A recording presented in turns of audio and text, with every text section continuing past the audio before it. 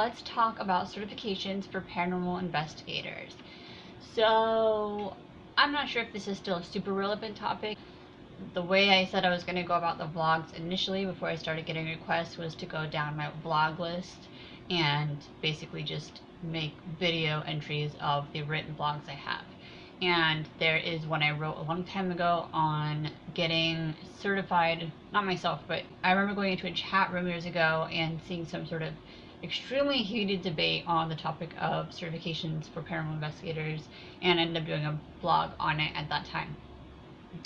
Now, I haven't been super active in the community, unfortunately, so I'm not sure if that's still a topic that is going around.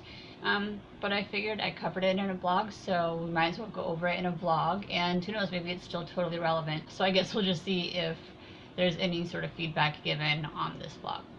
So I guess there's a few things to address initially before I really go into my opinion on the topic. I guess the first thing to say is how ridiculous the paranormal community can get sometimes, and I'm sure someone's offended by that already just by that sentence alone. But sometimes it's like junior high school. I've never seen, I'm not a part of a lot of communities, but in the paranormal community, they will bicker and whine and bitch about pretty much anything, and it's usually all or nothing. A lot of times, it's very hard to find people that can see both sides, or that are open to both sides, or that can kind of agree to disagree. It's usually one team of diehards versus another team of diehards, and they just go and go and go, and it's ridiculous and unnecessary and very unproductive. This was one of those topics. This certifications for paranormal investigators sent people into a tizzy, and I just couldn't really get my head around it. Like, you either agree or you don't. But it got so personal, I couldn't believe it. So that was amusing to me. Also a little disturbing, but mostly amusing. I guess I have a couple questions regarding the certification. So are they trying to certify gifted individuals, like to prove, yes, this person is a certified psychic, a certified empath, a certified medium, whatever that would even be like? Or are they trying to certify paranormal investigators, like, as a whole? And if they are just going after investigators, is it any investigator, like people who go to like public cemeteries and local public places, or is it people who do private establishments or private properties, like individuals' homes, or private, or like restaurants that don't necessarily let people just walk around and go on investigations, but if you schedule something with them, they'll allow that. So, that kind of changes things. Because if you're just trying anybody who wants to go through a graveyard, I don't see that that's necessary. And as for, well, I'll go into each category here. So when we're talking about investigators that deal with private properties, like homes or establishments that don't normally just let anybody in the public do their thing, but then they want to come do an investigation, you as an individual, especially as a group, run a lot of risks. You're entering someone's property. Imagine if you damage someone's property. Imagine if something goes missing, whether you did it or not. A lot of investigators, especially teams, like to post photos and information about their investigations. What if that person didn't want their name on the internet tied with a paranormal experience? What if they don't want pictures of their house or their property up on the internet?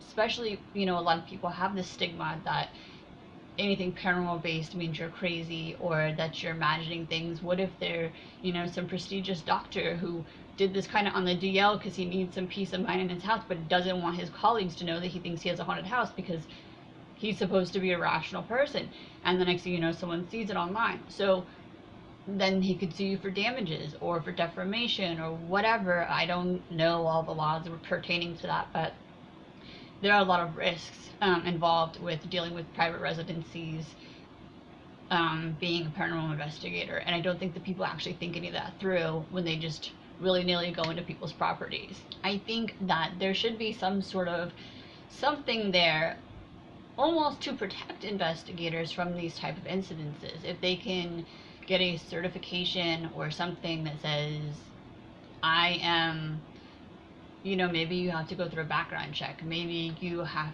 to prove that you're not in danger, prove that you don't have a history of theft or property damage, or I don't know, but whatever the certification,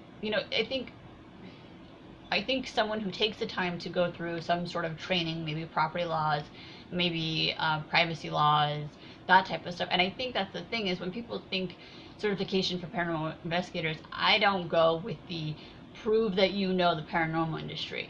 See, and that's where this is going to go weird for me, because I don't know what they're trying to certify.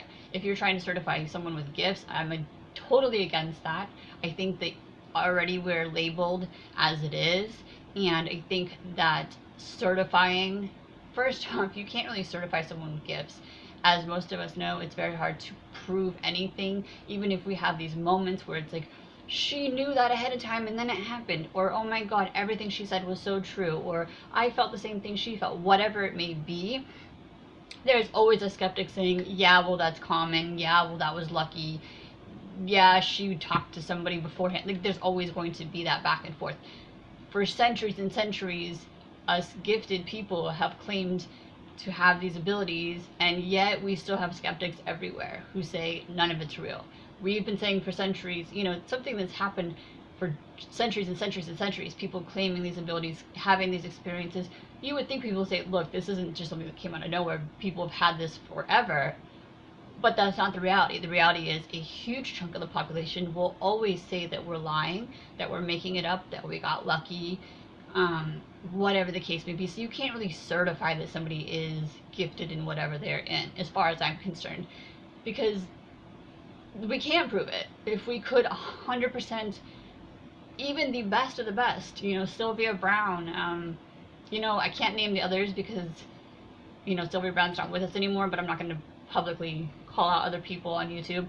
There are a lot of mainstream psychic mediums or whatever, and other people that do what they do, that still have moments where people will say that they're fake, or that they caught them in the act, and even though most well known at what they do, are still not certified. You know what I mean? So for that aspect of it, I think it's ridiculous. I would hope they're not trying to do that, and we don't want more labels on us. I wouldn't want that labeled on me, because then more people will be trying to make you prove yourself. Well, you're certified, so you need to do this and this. So I don't agree with certifying gifted people. And then as for the certifications for the investigators, I don't think it should be certified saying you know anything about spirits. So many paranormal investigators think they're, what's the term they use, masters, or I don't know. I'm having one of those like brain farts. But they all think that they are the best in their field, or they've done this for 20 years, so they know everything, or they've had 3 experiences and now they know the truth. And like, for real, like, none of us know. I've been physically experiencing the paranormal since I was a child, and I will never claim to be the master or the best or to know everything or any of the above, because life and that side as well is always changing, and I'm always surprised by things. There are a lot of things that come and change my mind as to what I know and don't know. None of us can be, I don't care who you are or what you've done in your life in terms of this field, you are not the master, you are not a master, you are not the best, you are not an expert. That's the word I was looking for, expert. You're not. And I don't say that in a way to upset or offend anybody. I'm not. You're not. We can't be. That is why it's paranormal. It is not normal. It is out of this realm. It's out of our normal range of anything. And so none of us can be experts. So I don't feel that any of us can be certified as para anything, because that, to me, certification means you are the best, you are the most knowledgeable, you have been trained. You can't train somebody. You can see, and this is for terminology, you know how I am with that. You can learn to evolve your gifts. You can learn more about the paranormal. I feel knowledge is power. However, the term training bothers me a tremendous amount. and I don't really know how to explain why. I don't. To train somebody, in my opinion, is to create something from nothing or from little. And in my opinion, if you're gifted, you're already gifted, and if you're sensitive, I feel like we're all sensitive. So you're not really creating something that's not there. You're just learning more about what you already are or what you were. And in terms of training around the paranormal, I just don't. I don't know. I don't actually know how to verbally explain that to you. So we will move on.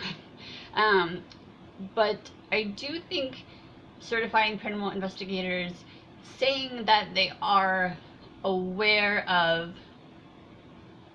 certain laws and they are aware of certain privacy restrictions, and that, I think they should have waivers. I absolutely think they should have waivers that the residents or business owners or whomever should sign.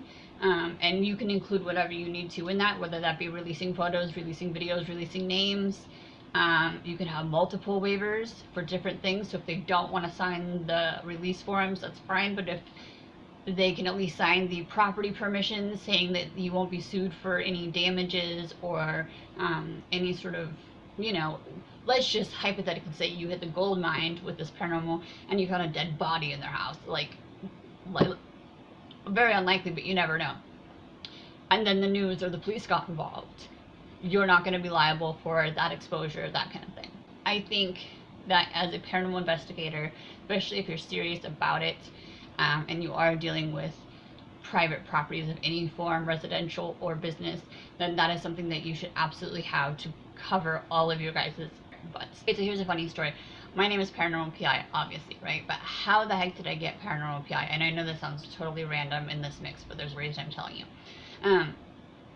Years ago, after I got my bachelor's in criminal justice, but I found out that I couldn't actually join the police force after I'd already started going through the process because of my heart situation. I decided that a good alternative was to become a private investigator, a PI. And I started playing with that for a while, and I don't know, life happened, and I ended up not doing it. But it was about the same time that I really got into the paranormal field, and I had started going on investigations with other groups here and there. And I realized that you're basically like a private investigator for these people, right? You're doing all this background work and you're trying to figure it out. And so since I was already working in the PI field a little bit, and then we were kind of doing investigations for these people, I kind of combined it Paranormal PI. Random fun tidbit of how I got my name Paranormal PI. Anyways, during the PI stuff that I was actually doing, you have to get like a PI license and all these certifications. And it's, by the way, very expensive. Who knew? But there's these tests you have to take and all these things you have to do. And then of course the fee. So I guess my question would be for certifications, the next set of questions would be, what's required in the certification? Can anybody become certified? What all do you need in terms of background checks, in terms of, I don't know, mental stability checks? I don't know if that's even relevant.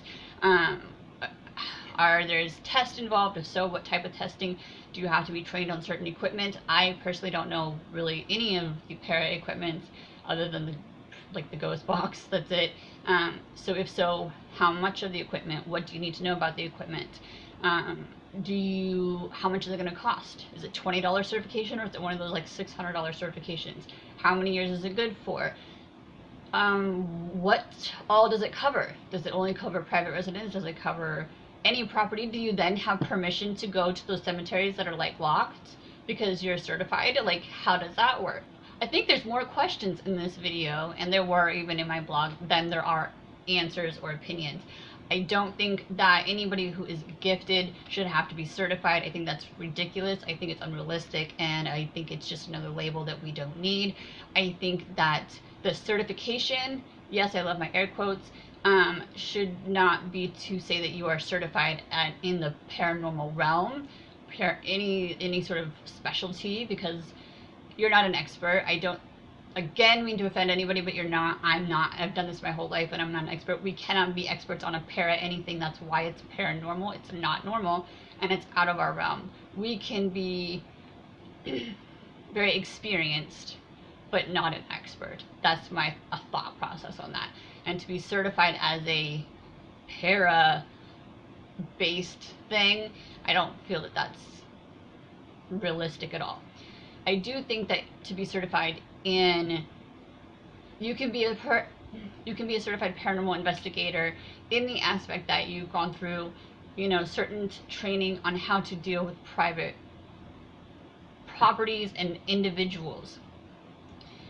So property laws, privacy laws, um, internet laws in terms of sharing their content, etc., etc. I honestly don't know what all that would look like. I'm curious what you guys think should be involved in that certification. How much do you think it should be? How long do you think it should last? Is it annual? Is it once in a lifetime type of thing? Should they be trained on specific tools, or is it just on the properties and privacies? That type of stuff. What are your guys' thoughts on this? Do you think that there should be tests that have to be taken? If so, what type of tests? Is it, you know, again, based on like the individuals and the property type stuff and the laws regarding their state? Because, by the way, every state is different for that type of stuff. I guess I don't understand why not to get certified. Like, for me, I feel like it speaks volumes of you as a person and as a group. I think it's going to protect you and your group, right? I think it's going to make sure that with the proper waivers and the proper certifications, it says that, you know, you can't sue me if something goes wrong in this house for whatever reason, if something goes missing, if you change your mind 2 weeks after everything's been posted on the internet. You know what I mean? You have these waivers and these certifications that says it's okay. Aside from protecting you guys, which I think it totally will, I think that it says to the people you're investigating, I care enough about your property, your privacy, your anything, to have taken the initiative to get properly trained in how to best protect your guys' property, how to best protect your guys' privacy, your laws. I took the initiative and spent the time and spent the money to prove that I am not just in it because I'm bored. I really have a passion for this. I have an interest in it. I want to do it right. I want to do it as professionally as I can, and that I'm like a legitimate person to trust. That doesn't mean anyone who gets certified is a legitimate person you can trust. Obviously, there are quacks and crazies everywhere, but I definitely think it says more than just someone who just wandered in off the street with some gadgets and says, let's go look for ghosts. I'm not saying if you're not certified that you're not serious. I'm just saying if you had the option, I don't even know if it's out there. There may not even be an option for certification right now. I know it was in the talks. I don't know if it ever came to fruition or not. But I don't see the harm. If anything, I see it as a benefit all the way around. I think you look more professional. I think you cover your butt. I think you cover their butt. And I think that it's a good idea. I just don't think that you can be certified as para-specific anything. And I don't think people with gifts should be pigeonholed into any sort of certification. So tell me what you guys think. Tell me what you think about certifications. Tell me if you know that if anything has happened with it since I wrote this blog years ago. Is it something that's kind of died down, or is it something that actually came full circle and you can now do? How much do you think it should be? How long should it cover? What should be required? Should there be tests? So on what? Should there be background checks? I'm curious. I'm curious what you guys think about it. So again, you should know the drill by now, but if you don't, you do have to approve your comments, but if they're polite, respectful, and resourceful, I will absolutely post them. And yeah, I think that's it. This was like a weird video to do, but I said I would go down the blog list, so that's what I'm doing. Bear with me while I get through the list, and then we will get some new content up, and hopefully it won't be so random. Alright guys, until next time.